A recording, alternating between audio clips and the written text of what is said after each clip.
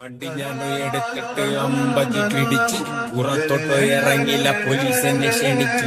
കൂതണ്ടവന് എഗ്ഗിണ്ടെണ്ണം പറഞ്ഞപ്പോ മുമ്പിലിട്ട് ഇടിച്ച്. എന്റെ പൊന്നു സാറെന്റെ പെണ്ണൻ ചതിച്ച്, കാശുകാരൻ ചിരിച്ചപ്പോ അവക്കങ്ങ് സുഖിച്ചു.